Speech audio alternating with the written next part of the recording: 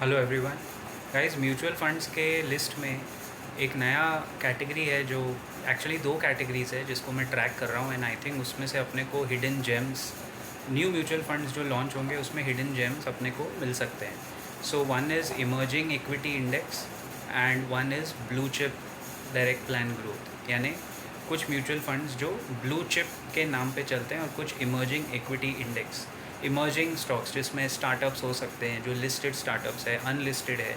क्योंकि बहुत लोग पूछते रहते हैं अनलिस्टेड मार्केट में कैसे निवेश करना है या स्टार्टअप्स में एक्सपोजर कैसे लेना है। तो डायरेक्ट स्टार्टअप्स में एक्सपोजर अपने हाथ में तो है नहीं because we are retail investors. तो उस पर्पज़ से इमर्जिंग इक्विटी या ब्लू चिप में आपको सिर्फ चेक करना है कि स्टार्टअप का एक्सपोजर इनमें कितना है।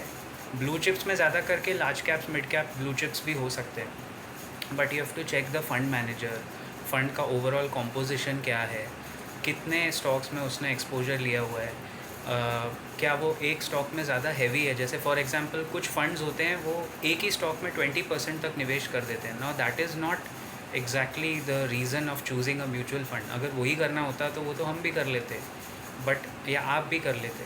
बट म्यूचुअल फंड चुनने का सही प्रपोर्शन, सही मात्रा में वो स्टॉक्स उस सेक्टर में ले रहा है कि नहीं। तो जैसे मैंने टूरिज़्म इंडेक्स फंड आपको बताया था कुछ टाइम पहले कि वो मुझे ठीक लग रहा है। Again standard disclaimer, this is not a buy और sell recommendation. All videos and stocks and mutual funds are only training and educational purposes. We are not recommending to buy और सेल। तो जैसे टूरिज़्म इंडेक्स फंड था, उसमें अभी stocks कम है, 17 stocks है, लेकिन आस्ते आस्ते आप देखोगे वो चर्निंग होगी, रीस्ट्रक्चर होगा तो उसमें बढ़ेंगे तो वेटेज एडजस्ट होगा। वैसे ही अपने को emerging equity and blue chips में ध्यान देके पिक करना चाहिए म्यूचुअल फंड।